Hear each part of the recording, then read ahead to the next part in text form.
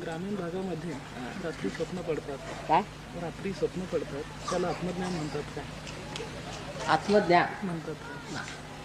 हा प्रश्न विचारला आहे की ग्रामीण भागामध्ये स्वप्न पडतात त्याला आत्मज्ञान म्हणतात का? नाही. स्वप्नात दिसतं ते काही आत्मज्ञान नाही. जे संबंध शुद्ध प्रत्यक्षात वर्तमान काळात घडतं ते आहे आत्मज्ञान. स्वप्न हे आपल्यामध्ये सुप्त चेतन आहे. त्याच्यामध्ये जेव्हा आपलं चित्त जातं त्यावेळेला स्वप्न पडतं आणि त्यावेळेला जे आपण बघतो कधी कधी अत्यंत सुषुप्ती स्थितीत गेल्यावरती जे काही पुढे होणार असेल ते खरं खरं समजतं. सहयोगांना बहुतेक सुषुप्तीमध्ये स्वप्न पडतात आणि त्यात त्यांना इशारे येतात. पुष्कळ लोकांना इंग्लंडला सुद्धा हिंदुस्थानात सुद्धा मी यायचे असले म्हणजे स्वप्न पडतं की माताजी आल्या म्हणून. तरी त्यांना कळलं नाही तरी स्वप्नात आपण कळू शकतो.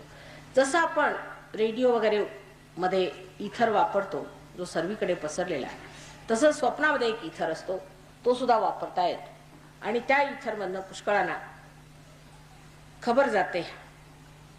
ते करणं दुसरी गोष्ट आहे. पण बहुतेक ज्या माणसाला अजूनपर्यंत आत्मज्ञान झालेलं नाही त्याला जी स्वप्न येतात ती अत्यंत विक्षिप्त आणखी त्याला काही अर्थ लागत नाही.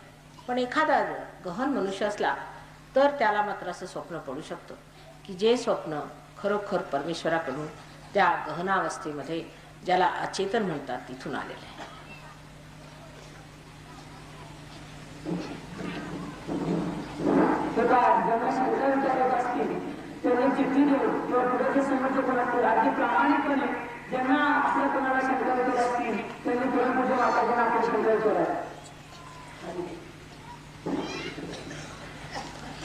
पण एकदा हे सांगते ना मी की आत्मज्ञान म्हणजे काय ते समजलं म्हणजे तुमच्या शंका दुरुस्त होते.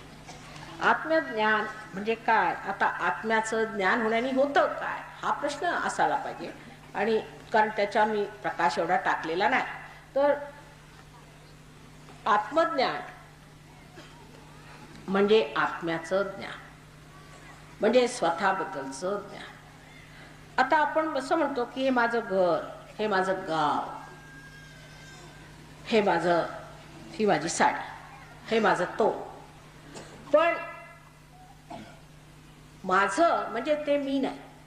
मग मी कोण? मी कोण आहे? जो मी आतमध्ये आहे तो कोण आहे? म्हणजे तो अजून हातात लागलेला नाही. तो कुठे दडलेला आहे? तो मी म्हणजे तो आत्मा. त्याचं ज्ञान झालं म्हणजे काय होतं? त्याचं ज्ञान झालं म्हणजे आपल्यामध्ये एक नवीन चेतना उत्पन्न होते. कारण आत्मा जो आहे तो सर्वव्यापी अशा परमेश्वराचा अंश आहे. त्यामुळे प्रत्येकाच्या हृदयामध्ये आणि जर तुम्हाला आत्मज्ञान झालं तर दुसरा जो आहे त्याच्याबद्दलही तुम्हाला ज्ञान होतं. तर ते कसं होणार? ज्ञान कसं होतं? बुद्धीने होतं का? नाही. तर जाणीवेनं होतं. हा विषय समजून घ्यावा. जाणीव म्हणजे जाणीव कशी? आता आपण समजा एखाद्या कुत्र्याला सांगितलं, विषय जरा असं समजून घ्या. जर कुत्र्याला सांगितलं की बा तू ह्या घाणीतनं जातो आपला निघून जाईल, त्याला घाण येईल का? नाही येणार.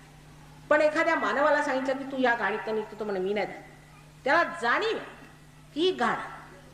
पण जेव्हा आत्मज्ञान होतं माणसाला तेव्हा त्याला जाणीव होते, त्याच्या बोटांवर जाणीव होते की स्वतःमध्ये काय दोष आहे, माझ्या कोणत्या चक्रामध्ये दोष आहे. म्हणजे आता मला 7 चक्र आहेत ना, ही 5, 6 आणि 7. ही डाव्या हाताची चक्र आणि ही उजव्या हाताची चक्र. डाव्या हाताच्या चक्रामध्ये जी काही माझी भावना शक्ती आहे किंवा जे काही माझं गत आहे, जे माझं भूतकाळातलं आहे ते सगळं डाव्या हाताने जाणलं जातं. जे काही माझं भविष्यातलं आहे ते माझं उजव्या हाताने जाणलं. म्हणजे जे काही मी विचार करतो, ज्या काही मी चढाया करतो, जे मी लोकांच्या वरती आपला अहंकार दाखवतो वगैरे, ह्या सर्व गोष्टी म्हणजे आपल्या शारीरिक आणि मानसिक जेवढ्या क्रिया आहेत त्या उजव्या हाताने आणि डाव्या हाताने आपल्या भावनेतल्या क्रिया अशा रीतीने आपण जाणू शकतो. त्यामुळे हे जेव्हा 7 आणि हे 7 चक्र मिळून जेव्हा बरोबर असे मिळतात, ह्या ठिकाणी समजा तर डावीकडनं उजवीकडनं मधोमध हे चक्र तयार झालं आणि ह्या चक्राला डावीकडे आणि उजवीकडे अशा 2 शक्त्या वाहत आहेत. ह्या इडा आणि पिंगला ह्या 2 शक्त्या.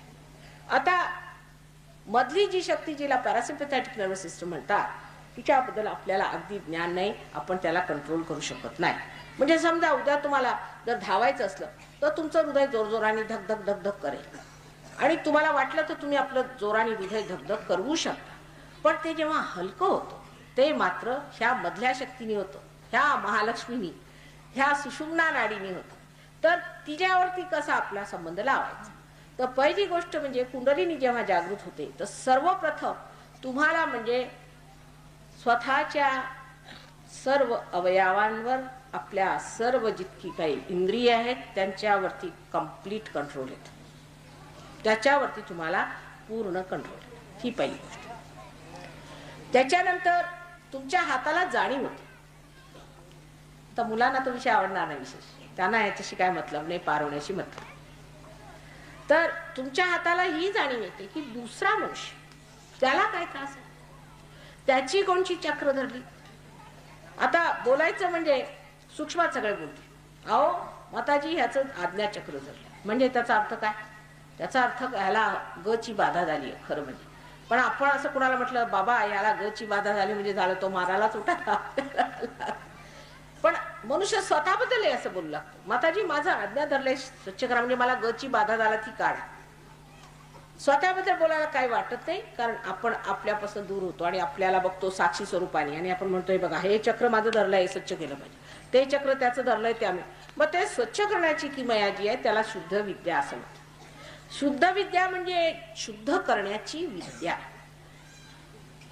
आता ही कुंडलिनी तुमच्यामध्ये शुद्ध इच्छा, शुद्ध इच्छा म्हणजे बाकी जितक्या तुमच्या इच्छा त्या शुद्ध आहेत. जर अशुद्ध नसत्या तर समजा एखादी इच्छा पूर्ण झाली तर मग तुम्ही दुसऱ्या इच्छेकडे कशाला जाता? आता पाटील साहेब म्हणाले की एकदम समाधान झालं, मला जा, एकदा मिळालं म्हणजे झालं.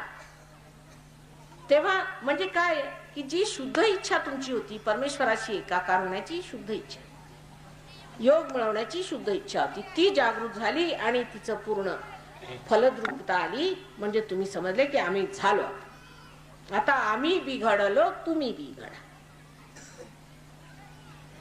हे जे सांगून गेले की आमचं बी घडलंय ते तुमचं बी घडवून घ्या. आणि ते एकदा झालं म्हणजे मग काय समाधानात बसलो. तुका म्हणे मज अवघ्याचा कंटाळा, तू एक गोपाळा आवडसी, ही स्थिती होऊन जाते. ती स्थिती येण्यासाठी, अवघ्याचा कंटाळा येण्यासाठी तो एक गोपाळा आधी भेटला पाहिजे ना. तर तशी ती कुंडलिनी जागृत झाल्याबरोबर तुमच्यामध्ये सामूहिक चेतना येते, म्हणजे त्याची जाणीव येते.